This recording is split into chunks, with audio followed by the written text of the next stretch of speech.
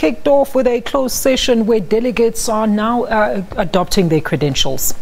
The delegates remain in high spirits as they are expected to elect a new party provincial leadership.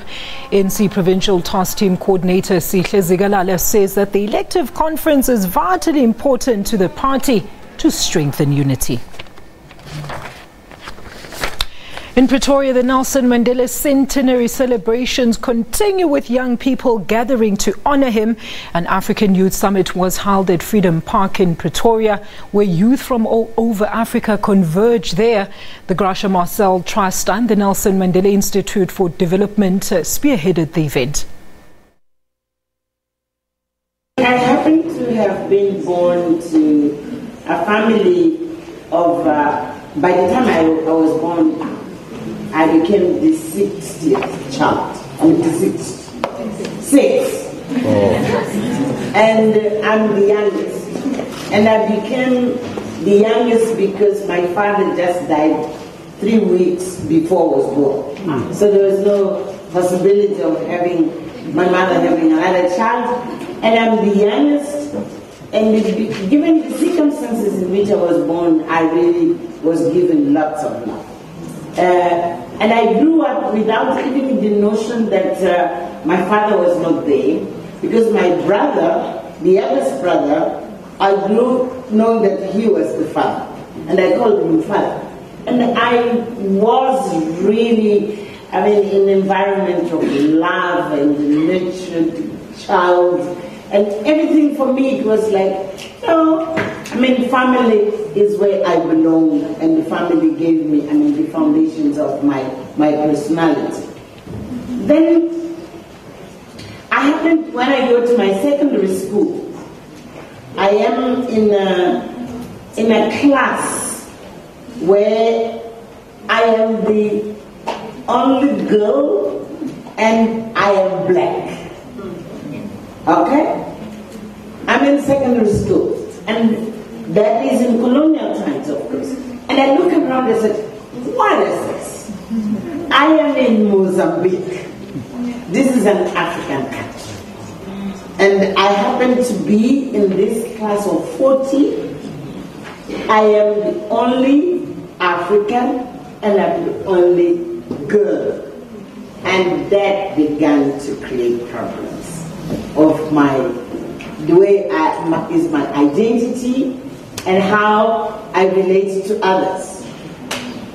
To cut the story short, I joined this struggle, I became some sort of freedom fighter, and then because we were so few of us who had had education in Mozambique those days, I'm given, at the age of 29, I'm given the responsibility of becoming the Minister of Education. I don't have any, experience as an educationalist. I am in a cabinet of 17, it was not a big one, 17, I'm the only woman, again. And I have to lead education, which is strategically, the government at the time has decided that it's really a very strategic sector. So there I am. What am I going to do? I have to tell you, I cried a lot.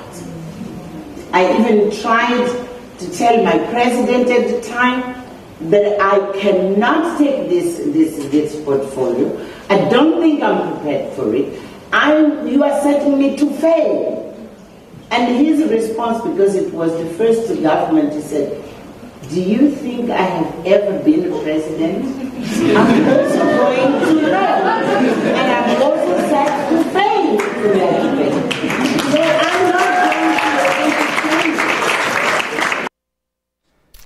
Wow, well, let's get more on that story from our reporter Patricia Visagie, who's out in Freedom Park. Patricia, we saw those visuals a short while ago, moving a tribute and fond memories by, of course, the late former Statesman's wife, Graca Marcel, and she organized this to remember her late husband. Talk to us in particular about the African Youth Summit that was taking place there earlier today.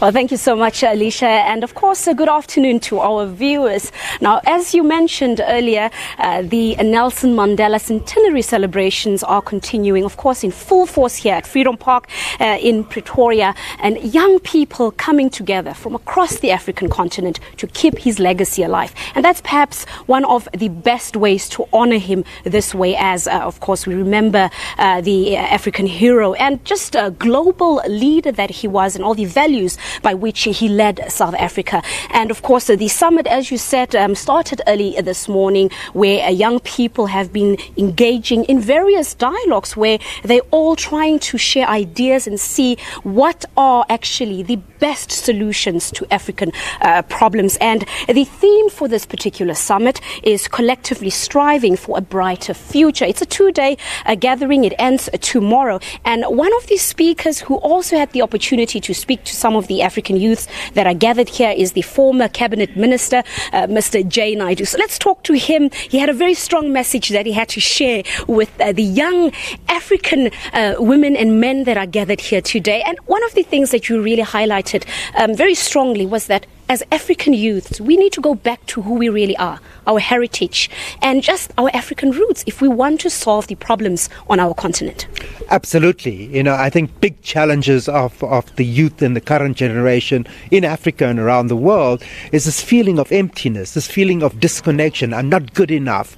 The increasing epidemic of addiction, of, even to the social media, the alcoholism that we have, the depression, anxiety.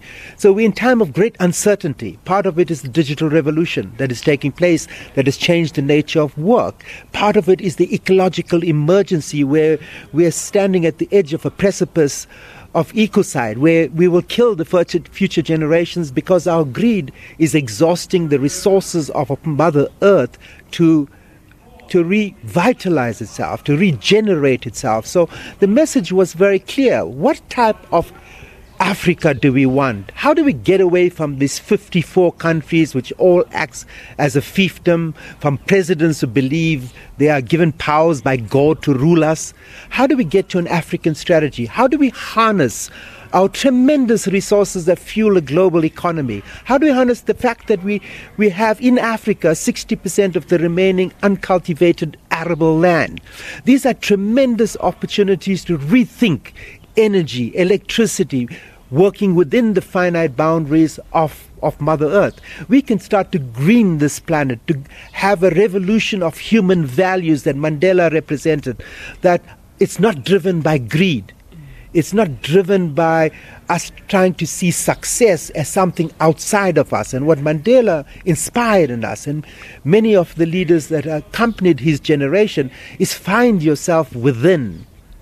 Find out who you are, connect to your roots.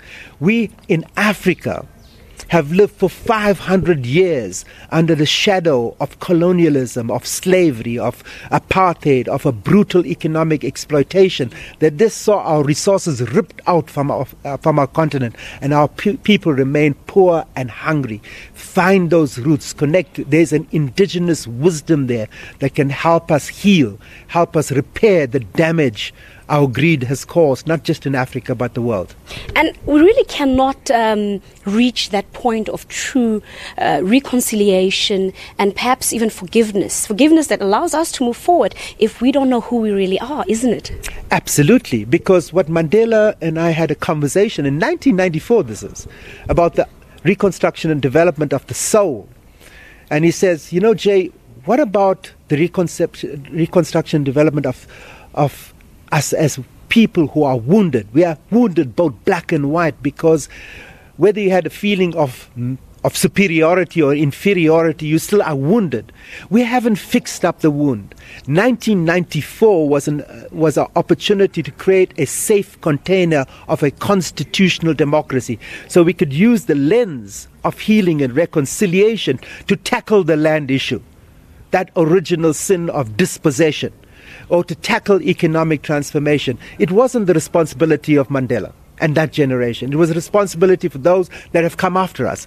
And so what we need to think about today is, how do the youth harness this new revolution we need, the human revolution, about bringing values back, about looking at healing our relationships around the land issue so that we understand that the true victory and democracy is freedom from hunger, freedom from joblessness, the freedom to have your home, to own the land, to own assets, own the land on which your home is.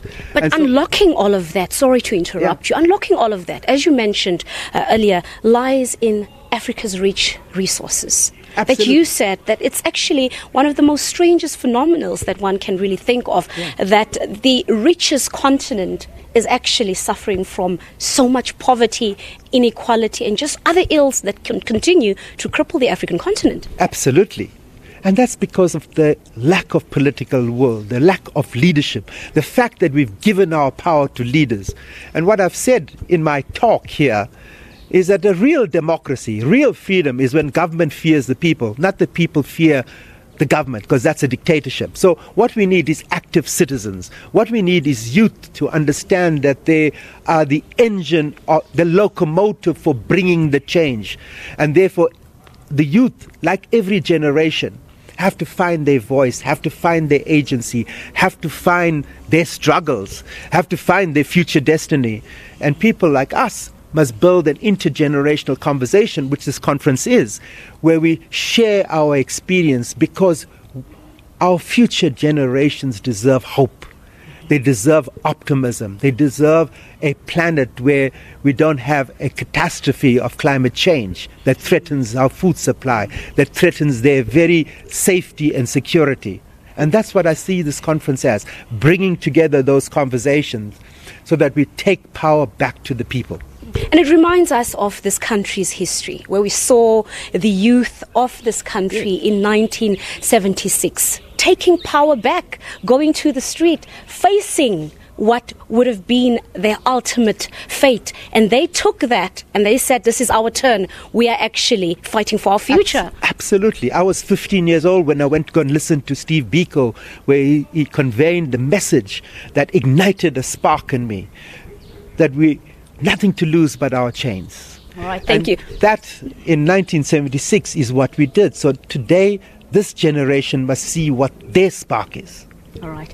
Thank you so much. There, of course, in conversation with the former Cabinet Minister J. Naidu here at, of course, the African Youth Network Summit, a gathering that has brought young people from across the African continent together here to come and exchange ideas and really engage in extensive dialogue in terms of how can